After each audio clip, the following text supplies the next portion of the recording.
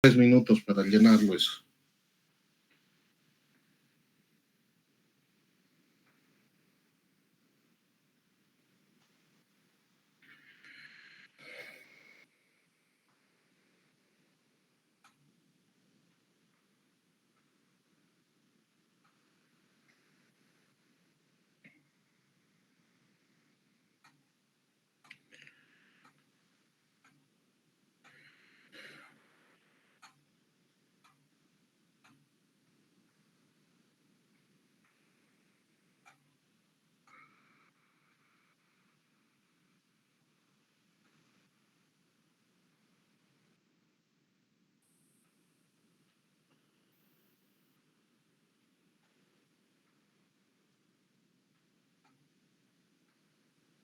Listo, ya está esa pequeña encuesta para que nos ordenemos un poco mejor y así tenga yo los respaldos respectivos que estamos interactuando, ¿no?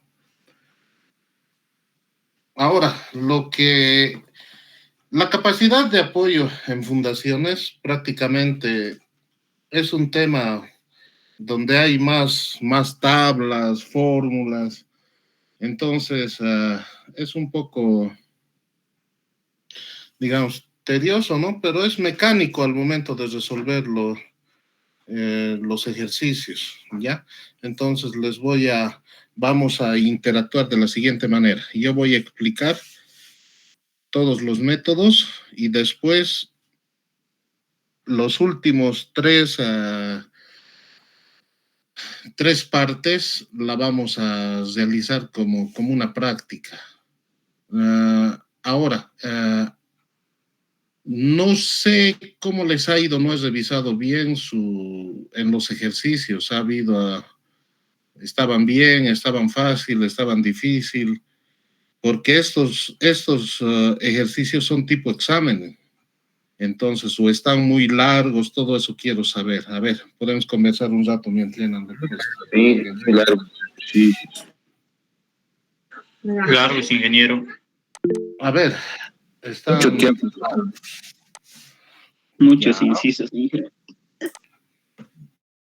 A ver, para un poco orientarnos mejor en esto de lo que es la capacidad de apoyo, existen algunos conceptos que tenemos que manejar bien claros antes de entrar a las diapositivas.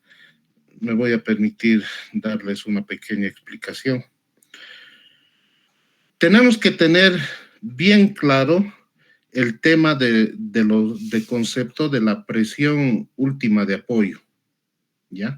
Que es Q sub U, que es lo que prácticamente vamos a dedicar toda esta lección para llegar a aprender, ¿ya?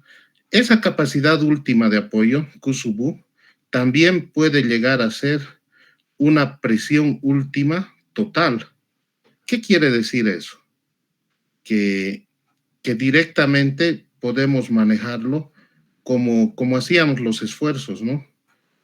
Sería Q sub U, la última total, tendríamos una efectiva que sería Q' sub U y tendríamos una presión última neta Q sub U N.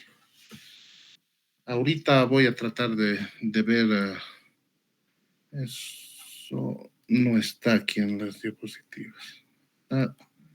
Aquí había estado. Pues bueno. ¿Ya? Entonces tenemos que manejar estos términos. Tenemos que saber qué es la presión última de apoyo. Tenemos que también estar en la capacidad de saber qué es la máxima presión segura de apoyo y tenemos que ver la máxima presión admisible de apoyo. Prácticamente esas tres van a formar parte de todo lo que es nuestro aprendizaje. Nosotros, como les decía, ya hemos visto lo que es la presión bruta de fundación, si recuerdan, ¿no? Para hallar la carga neta, lo que trabajábamos era hallar la sumatoria de fuerzas, ¿no? Que actúan directamente a nivel de fundación. También podíamos hallar la presión efectiva de fundación, ¿no? que son las presiones brutas de fundación menos la presión de poros cuando es efectiva, ¿ya? A su vez también tenemos la presión neta de fundación, Q sub n, ¿no? Que ya hemos visto en el primer parcial y que tiene su procedimiento que más que todo es matemático, que directamente nos ayuda a resolver todos los problemas. ¿Ya? Entonces, vamos a comenzar.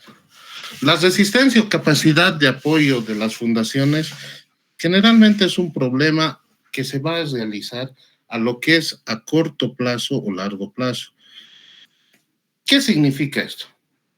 Que vamos a tener condiciones a corto plazo cuando construimos una fundación o una estructura, una edificación, lo más rápido posible.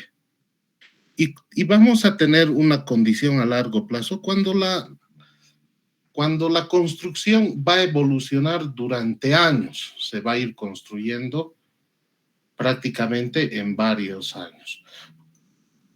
¿Cómo lo tratamos esto? Por ejemplo, a corto plazo yo puedo ver que pueden ser las edificaciones comunes rápidas, ¿no?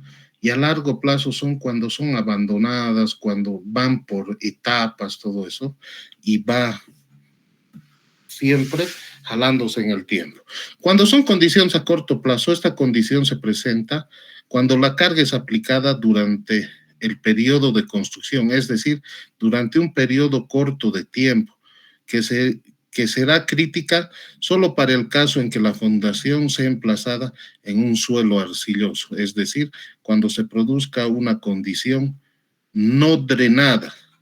Las condiciones no drenadas se presentan en suelos de muy baja permeabilidad, donde se considera que el volumen permanece constante y el exceso de presión de poros generado por la carga es igual al cambio de esfuerzo total, es decir, ¿no? Delta U igual a delta sigma sub B.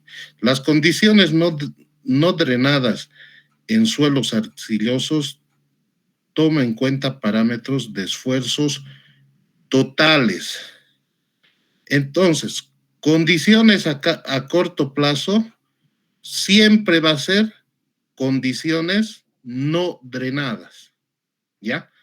Y siempre va a utilizar parámetros de esfuerzo totales. Para esta parte de los ejercicios, esto es vital conocer. Entonces, cuando es a corto plazo, el suelo no va a tener la capacidad de drenar rápido, a lo menos si son arcillas, ¿no?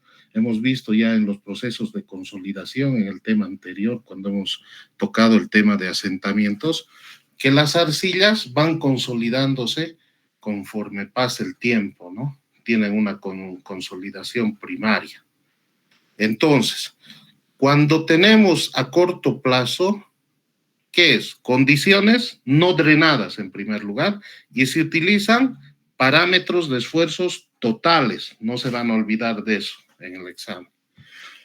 Cuando son condiciones a largo plazo, esta condición se presenta cuando la carga máxima es aplicada a la fundación luego de cierto tiempo después del final de la construcción. La condición a largo plazo reúne las características de una condición drenada, tanto para el caso de suelos arcillosos como para el caso de suelos granulares. Una condición drenada es aquella situación en la que el suelo es cargado y no se genera un exceso de presión de poros. Para la condición drenada deben utilizarse parámetros de esfuerzo efectivos. Entonces, cuando es una condición a largo plazo, entonces vamos a ver que son parámetros efectivos y son condiciones drenadas. Entonces, a largo plazo, el suelo ya puede haber drenado, ¿no? Las arcillas, por la aplicación de la carga, han ido botando el tema del agua, ¿ya? Y se trabaja con esfuerzos efectivos, no se van a olvidar ese tema. Para la determinación de la capacidad de apoyo del suelo es necesario realizar algunas definiciones. Esas definiciones son las que ya hemos visto, ¿no? Hemos estado ya un poco familiarizándonos en los ejercicios, en la parte de las presentaciones cuando hacían sus compañeros, cuando calculábamos la carga neta. Entonces siempre hablamos de un nivel de fundación que hemos aprendido a denotarlo con D mayúscula sub F, que esta va a ser una profundidad a la cual va a estar emplazada la fundación, o sea, ya lo conocemos. También tenemos carga inicial total o sobrecarga inicial, Q sub 0. Es el esfuerzo total vertical existente antes de la construcción del nivel de fundación. Y hemos visto que cuando calculaban la carga neta, entonces teníamos que ver al inicio cómo estaba el suelo, ¿no? Y de eso hemos aprendido a calcular sus esfuerzos verticales existentes ahí. También tenemos que recordar que necesitamos saber lo que es una sobrecarga efectiva o Q' sub 0. Es igual al esfuerzo efectivo vertical antes de la construcción del nivel de fundación. Hemos visto, ¿no? Cuando hemos recordado en el capítulo 1 lo que eran los esfuerzos totales, efectivos y presión de poros, entonces ahí hemos visto que sigma prima era igual a sigma menos la presión de poros, ¿no? En este caso estamos utilizando solo lo que es la parte Q' sub 0 igual a Q sub 0 menos U sub 0, que es la presión de poros inicial. Cuando calculamos aquí, utilizamos el nivel freático inicial, ¿no? Ya resolviendo los ejercicios ya se han ido dando cuenta de eso. Carga bruta Q es la presión bruta total impartida al terreno después de la construcción, que incluye, ¿qué va a incluir la carga bruta? El peso de la fundación que hemos aprendido a calcular, ¿no? Ahí hemos tomado en cuenta y hemos aprendido que para cualquier ejercicio que vayamos a realizar, el gamma sub C o gamma del concreto vamos a tomar 24 kilonewtons sobre metro cúbico. También tenemos que tomar el peso del suelo sobre el nivel de fundación. Hemos aprendido igual a ver que una vez que esté construida la fundación, lo primero que tenemos que ver es el nivel freático, si ha variado o no ha variado, para así tomar el gamma sub D o el gamma saturado, ¿no? Para que podamos calcular ese peso. Muchas veces también no se rellena con el mismo material y esto a veces en algunos ejercicios podría parecer, y en la vida profesional cuando excavamos una zapata, la hormigonamos, dejamos la columna de arranque que se llama hasta cierta altura, lo que nos piden es que rellenemos sobre la fundación con material seleccionado y mejor si es algún material tipo gravoso que nos aporte resistencia al suelo. Los que ya han construido saben, ¿no? Si excavando para la fundación sacan un determinado terreno, entonces si no es bueno lo desechan y traen material de río con cierta granulometría para compactar sobre la zapata. Entonces eso hay que tener cuidado. A veces muchos ejercicios nos dicen que calculemos este peso del suelo sobre la fundación y tenemos que ver primero el nivel freático, si ha variado o no ha variado, y después si se mantiene el mismo material. Si algún rato les piden el material que se va a utilizar para el rellenado sobre la fundación tiene estas características, entonces para calcular este peso del suelo tomamos ese material, ese gamma de ese material nuevo. No podría sorprenderles eso, si existe un ejercicio de esa manera. Ahora, la carga impartida por la columnas a la fundación, esa carga P, ¿no? Cuando hacemos, les he mostrado en las edificaciones, cuando hacemos la simulación estructural, entonces siempre vamos a llegar a tener fuerzas a nivel de fundación. Eso lo van a ir viendo en lo que es la materia de hormigón armado, en la materia de fundaciones 1. Entonces siempre llega una carga a la zapata, ¿ya? Esa carga es P.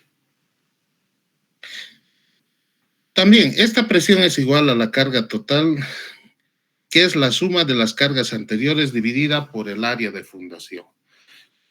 Entonces, la carga bruta, como recordamos, es directamente la sumatoria de todas las fuerzas que actúan ahí, sumatoria de todos los pesos sobre la fundación, y eso tiene que estar dividido entre el área de la fundación, no se olvide. Ahora, la carga bruta efectiva, Q', es igual a la presión bruta de fundación Q menos el valor de la presión de poros, determinado para las condiciones finales, es decir, después de la construcción, ¿no? Entonces, el nivel freático es algo que tenemos que aprender a manejar, ¿ya? Si varía, no varía, dónde ha variado, cuánto ha variado, todo eso. Siempre cuando tengan un ejercicio, primero analicen todos los datos que tienen y todo lo que les dan. Puede existir que les den más datos de lo que necesiten, o puede haber que les falte datos, y en ese momento tienen que hacerse una pregunta. Si es que esos datos faltantes podemos asumirlo, y nosotros tenemos que estar en la capacidad de, si asumimos un valor, saberlo sustentar. Por ejemplo, un módulo de Poisson, ¿no? Respecto a todo lo que hay en las tablas, de acuerdo al material que estamos ahí en el terreno, ¿no? Entonces podemos inferir esos datos. Después tenemos la carga neta, Q sub N, que es el incremento neto en esfuerzos efectivos al nivel de fundación, es decir, es la diferencia entre la presión efectiva antes y después de la construcción. Ya hemos visto, ¿no? Q sub N es Q' menos Q' sub 0. Y si en caso el nivel freático no ha sufrido modificación, como en la resolución del examen, eso puede ser Q sub N igual a Q menos Q sub 0, ¿no? Porque al final en esas restas se anulan lo que son la presión de poros, porque se ha mantenido, ¿ok? La máxima capacidad segura de apoyo es Q sub S, es el valor de la presión bruta de la fundación para el cual el riesgo de falla al corte es mínimo. Este es igual a la carga bruta última de apoyo dividida por un factor de seguridad adecuado. Vamos a ver, como les he dicho, esto de la máxima capacidad segura de apoyo, Q sub S, que no es más de Q sub U, que vamos a ver más adelante y vamos a aprender cómo calcularlo, dividido entre un factor de seguridad. Los factores de seguridad de aquí en adelante se van a volver prácticamente en el uso diario en todo. Hay factores de seguridad que como ingenieros nosotros tenemos que saber aplicar. Es el grado de seguridad que nos va a dar a nosotros. Por ejemplo, nosotros calculamos para un edificio, digamos, que nos han dicho que va a ser solo departamentos. Los que han llevado hormigón saben prácticamente que tiene sus características, pero yo siempre digo que hay que prever situaciones extremas en algunos casos. Por ejemplo, que pueden hacer una fiesta, ¿no? Ahí. Y se ha dado en problemas estructurales porque no se ha previsto de situación. Entonces, una sobrecarga. Entonces, tenemos que aprender a ser y jugar un poco más del lado de la seguridad. Ahora, la máxima capacidad segura efectiva de apoyo es la máxima capacidad segura de apoyo Q sub S menos el valor de la presión de poros. Entonces, como ya hemos visto, siempre nos familiarizamos, ¿no? Cuando hablamos de efectivo, siempre tenemos que ver el tema de la presión de poros. Ahora, igual vemos la máxima capacidad neta segura de apoyo, que es Q'Sn, que es Q'S menos Q' sub 0, ¿ya? Esta también puede ser determinada aplicando un valor de factor de seguridad adoptado a la carga última neta. ¿Qué nos dice? Que si bien Q sub Sn puede ser calculado como está aquí en esta diapositiva enmarcada como la ecuación 3.6, también puede ser calculado de esta forma. Agarramos lo que es la Q sub U neta y le ponemos igual un factor de seguridad.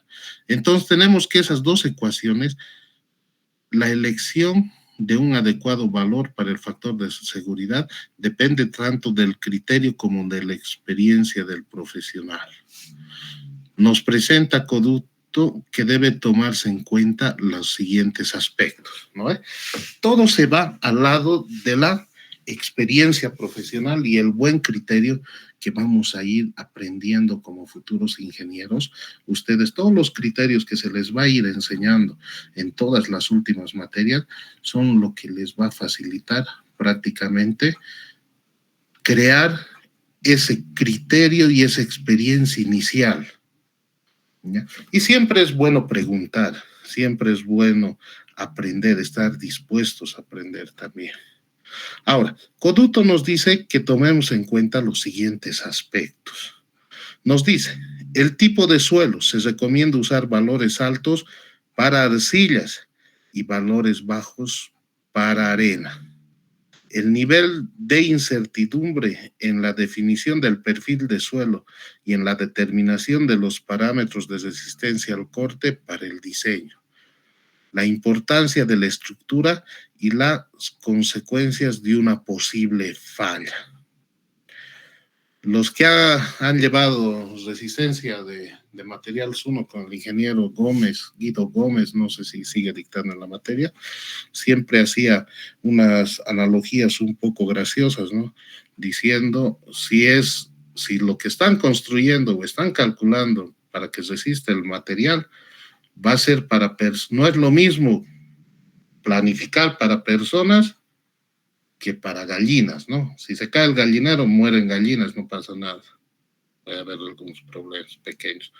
Pero si se cae la estructura y hay vidas de por medio, entonces se vuelven algo más serio. Bueno, por lo general, el factor de seguridad adoptado es probablemente mucho mayor que el factor de seguridad real, debido sobre todo a los siguientes aspectos. Nos dice, los datos de resistencia al corte son normalmente interpretados de manera muy conservadora. De esta manera, los valores de diseño C' y Φ contienen implícitamente un otro factor de seguridad. Las cargas de servicio son probablemente menores a las cargas de diseño. Lo que les decía, ¿no? Ser un poco más... tener más precaución, ¿no? Es el asentamiento y no la capacidad de apoyo el que controla el diseño final. Por tanto, la fundación tendrá dimensiones mayores a las requeridas para satisfacer el criterio de capacidad de apoyo. Entonces, el asentamiento siempre nos va a mandar, ¿no? Ya hemos visto en el anterior tema que si es que se asienta una estructura, entonces puede llegar al colapso. Les he mostrado igual cuando no se miden esos asentamientos bien o no se calculan y incrementan carga, diciendo, aumentando pisos a un edificio, aún sabiendo que no han hecho un recálculo, entonces eso tiene varios problemas. Entonces, el asentamiento hay que cuidar. Finalmente, Coduto presenta en la tabla 3.1 una tabla adaptada a partir de la versión presentada por Basic, dice. Él sugiere ciertos valores. Entonces, aquí nos están dando una serie de categorías, 3 categorías, y nos está diciendo qué factor de seguridad de diseño podríamos adoptar nosotros. Ya nos crea un criterio inicial para que veamos y aprendamos cómo manejarnos. A ver, nos dice, hay una categoría A que bien, ¿qué estructuras típicas tiene? Puentes ferroviarios, almacenes, muros desde tensión hidráulica y silos, nos dice. Características de la categoría: carga máxima de diseño próximas a ocurrir, a menudo con consecuencias de fallas desastrosas. Nos dice, y aquí nos están dando 2 criterios en el factor de seguridad. Uno nos dice que cuando hacemos una exploración del suelo completa y cuidadosa. ¿Qué significa esto? Que donde vayamos a construir, hagamos ensayos de geotecnia. Les comento que actualmente estoy siendo superintendente de un proyecto que se está construyendo un puente en Ansaldo. Y cuando se habla de este tipo de estructuras, hay que tener también los resguardos posibles. Agarro el proyecto, lo reviso y no me parece algo en la geotecnia. Me parecía algo raro. Entonces, ¿qué es lo que yo estoy pidiendo allá que se realice? Se va a hacer una verificación hasta 13 metros de profundidad que nos dice, que nos ha recomendado ese primer estudio para la fundación con pilotaje. Entonces vamos a entrar con diamantina y vamos a ver qué tipo, y vamos a hacer SPTs más para ver las capacidades del suelo. Cada metro vamos a realizar lo que es la granulometría de los materiales, vamos a ver los límites de Atterberg, vamos a comenzar a ver con qué tipo de material cada metro nos chocamos. Entonces, yo recuerdo que hace tiempo se ha parado un proyecto que es el proyecto de el puente Sacambaya, que es el que está en Independencia, porque ha habido problemas en la fundación. Entonces, siempre hay que estar en la capacidad de ver y decir, cuando algo no nos cuadra, entonces realizar, pedir un ensayo. Cuesta. A ver, los ensayos que estoy pidiendo para el puente están costando casi 43,000 bolivianos. El puente está más o menos sobre 5 millones de bolivianos. Entonces, a lo que yo veo, 43,000 para garantizar la fundación, que la fundación esté buena de un puente y no tengamos problemas. Yo les he convencido a los dueños que esto tiene que realizarse para que todos estemos tranquilos, que no se juega con las fundaciones. ¿Ya? Entonces, eso es lo que nos dice una exploración del suelo completo y cuidadosa.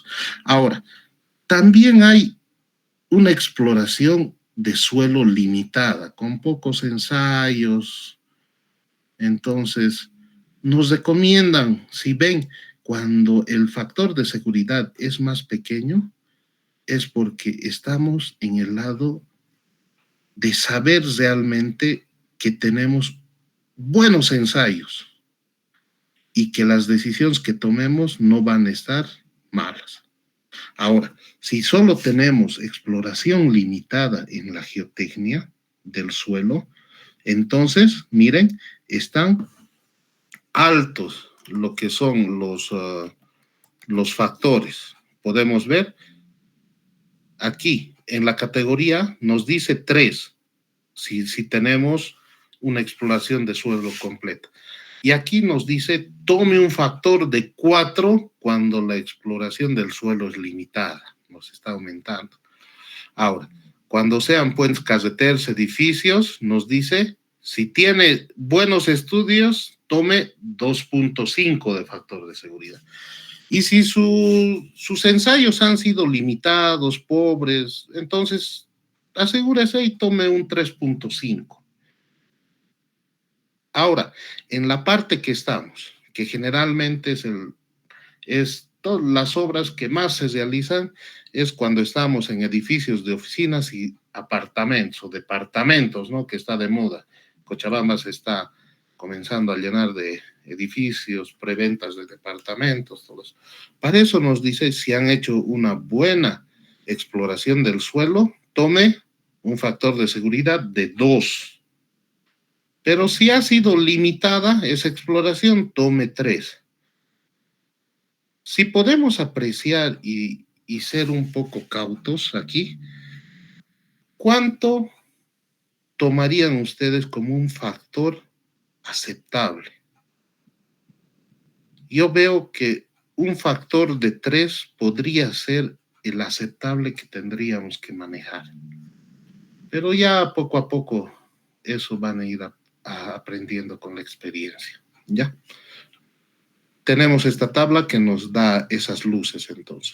Ahora, la carga admisible de apoyo o KUSUBA es la presión bruta a nivel de fundación que asegura que no existirá falla al corte y que los asentamientos a producirse no serán mayores a los tolerables.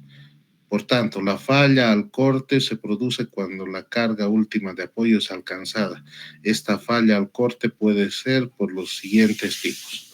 Entonces, lo que nosotros al final tenemos que llegar a todo es a ver que esa carga admisible de apoyo del suelo nos garantice que no exista falla al corte en el suelo y que no produzca asentamientos grandes. Si se recuerdan, cuando les he mostrado un SPT real, el del silo, nos decía que tomemos una que podamos ver, nos recomendaba sobre la carga admisible de apoyo, ¿ya? A ver, ¿qué nos dice? Nos dicen también que hay una falla general al corte.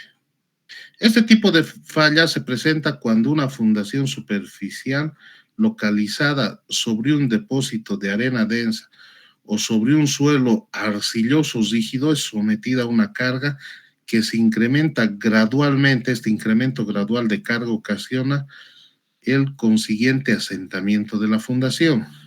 En esta figura podemos ver en esta parte, directa en la parte de la izquierda de sus pantallas, que es una fundación superficial que tiene un ancho B, ¿no? Y está situado a una profundidad DF de fundación, ya sabemos eso. La superficie de un depósito de suelo con características mencionadas anteriormente, nos dice. ¿Ya? Cuando el esfuerzo o presión producida por la carga P, que está afectada directamente aquí en el lado de la fundación, iguala a la carga última de apoyo Q sub U, se produce el asentamiento S sub U. Aquí está, cuando tenemos esa carga última, entonces producimos, dice, un asentamiento S sub U, para el cual el suelo de fundación sufrirá una falla repentina al corte. La superficie de falla del suelo es mostrado en esta figura. Ya, aquí nos muestra cómo va a ir fallando. Ya vamos a ver en este capítulo más adelante que existen varias personas que tienen, igual que en los asentamientos, existen diferentes métodos que han encontrado para poder describir esta falla y poderla manejar y poderla calcular. ¿Ya? Aquí tenemos, a ver, un diagrama donde tenemos los asentamientos y tenemos la carga aplicada. Entonces, Q sub U es lo último y esto nos produce un asentamiento. Después, el diagrama comienza a decaer, ¿ya? También tenemos una falla local de corte. Ese tipo de falla se presenta cuando una fundación superficial, como la observada aquí, nuevamente, se encuentra sobre un depósito de arena densa media y sobre un suelo arcilloso de consistencia media. El anterior era arcilla rígida, aquí ya nos dice un suelo arcilloso de consistencia media. Entonces, en esta gráfica en la cual se ve el asentamiento en el eje de las ordenadas y en el eje de las abscisas se ve lo que es la carga por unidad de área, entonces nos muestra aquí un Q sub U 2' y un Q sub U que nos va a producir un asentamiento, ¿ya? Estos son un poco como introducción a lo que vamos a ver. Ahora, también tenemos una falla al corte por punzonamiento.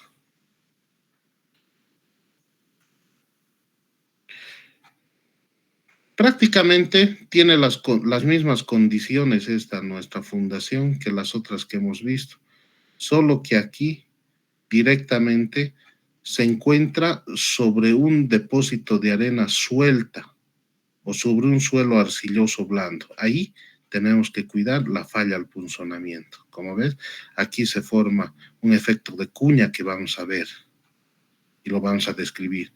Y aquí está prácticamente cómo se comporta la curva, ¿ya? Todo eso lo vamos a ir viendo más adelante.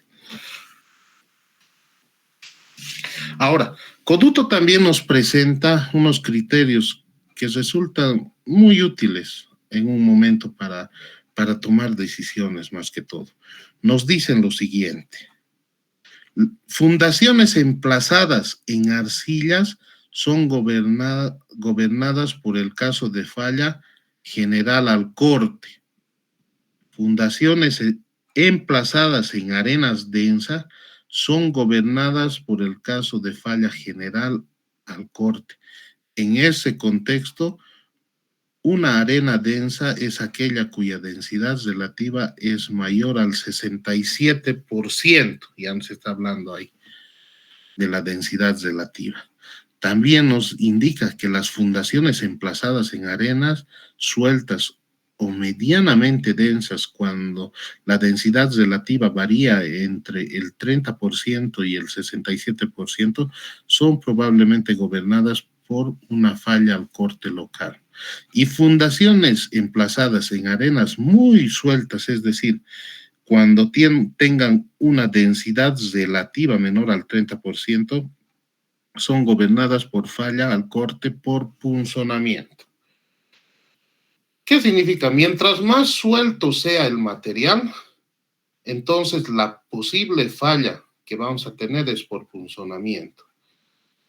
Y es lógico, ¿no? Es cuando, a ver, tuviéramos una arena de densidad relativa menor al 30%, una arena suelta ahí, y nosotros clavamos una vara, entonces directamente, o una estaca, entonces va a entrar más rápido, ¿no?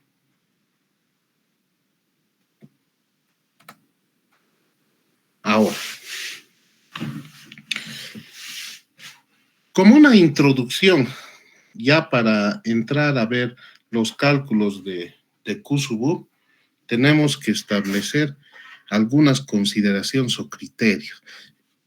El criterio de utilidad se refiere a que el comportamiento de la fundación durante la aplicación de las cargas de operación debe cumplir totalmente con los propósitos para el cual fue diseñada. Tenemos que tener cuidado de eso. El criterio de resistencia se refiere al propósito de asegurar que la fundación diseñada sea lo suficientemente resistente para soportar cargas ocasionales grandes, debido, ejemplo, a fuerzas climatológicas intensas o una serie de causas.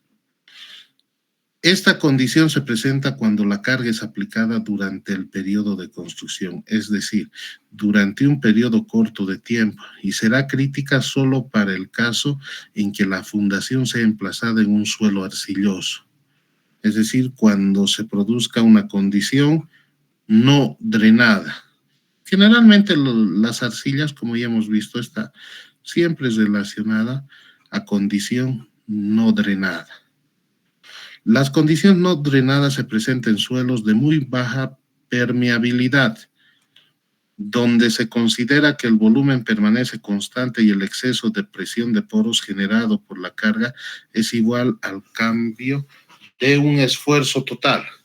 En condiciones no drenadas, el suelo arcilloso toma en cuenta parámetros de esfuerzos totales.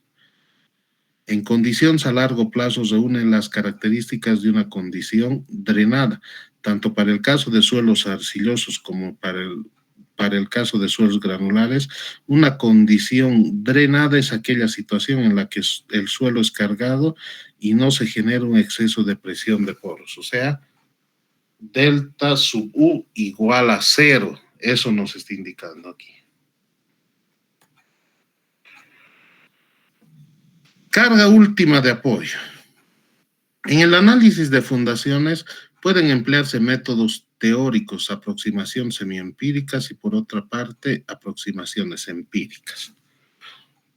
Para realizar lo que es el cálculo de la carga última de apoyo, entonces vamos a toparnos con métodos teóricos.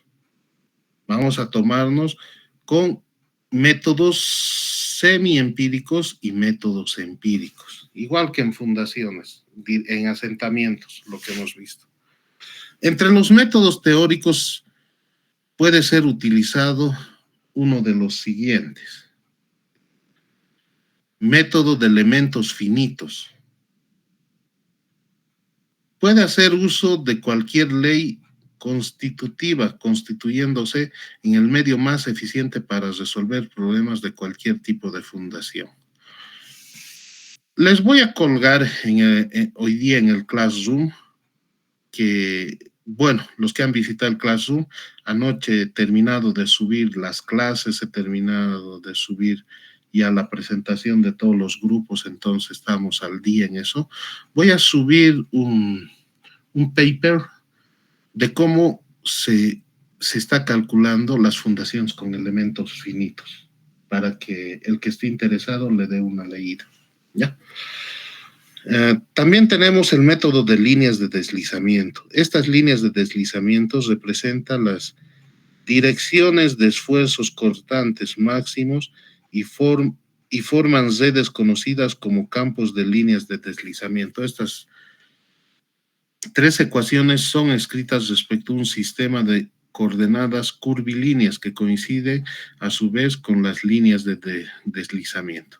El método de equilibrio límite es una aproximación al método de líneas de deslizamiento, donde la solución se basa en suposiciones que toman en cuenta tanto la forma de la fundación como la distribución de esfuerzos normales en la superficie de falla. El método de análisis límite, el cual consiste en la determinación de la solución de borde superior y una solución de borde inferior. La solución o aproximación de borde superior corresponde a un estado cinemáticamente admisible, en el que solo se consideran los mecanismos de falla, siendo ignorada la compatibilidad de esfuerzos.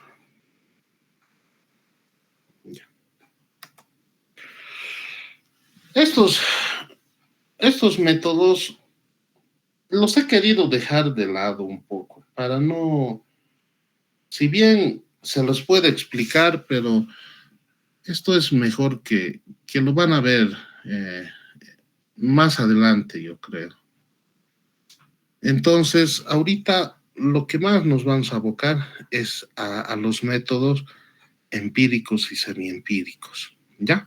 Pero esto podemos ver aquí, esto lo he extractado justo del libro, el mecanismo simple utilizado para obtener una solución de borde superior. Esto es una fundación F, el cual está siendo aplicada y está teniendo aquí un tipo de falla, ¿no? Circular. Ya vamos a ver un poco en los siguientes métodos cómo va a ir funcionando. Después es para conocimiento. Bueno, A ver, igual en estos ya toma importancia lo que son los esfuerzos internos, ¿no? Lo que hablábamos el otro día. Sigma 3, Sigma 1, Sigma 2, Tau, las cortantes. Si aquí pueden apreciar y se ve aquí la carga aplicada a nivel de fundación, existe igual una carga asterisco, que es la que se opone a este movimiento de falla, y lo podemos ver aquí, ¿ya? Ahora igual, aquí tenemos una fundación de suelo con phi igual a 0. Y esto es un poco ya lo que ya han visto en suelos 1, ¿no? Ya son expertos en eso. Ahora, estos son prácticamente los métodos que vamos a ir desarrollando. En los métodos semiempíricos para la determinación de la capacidad de apoyo, tenemos 5. Terzaghi, de 1943, Skepner, de 1951, Meyerhoff, de 1951, igual en 1963, Hassem, de 1970, y Basic, de 1973. ¿Ya? Vamos a dejar un rato aquí, vamos a descansar por 15 minutos, por favor.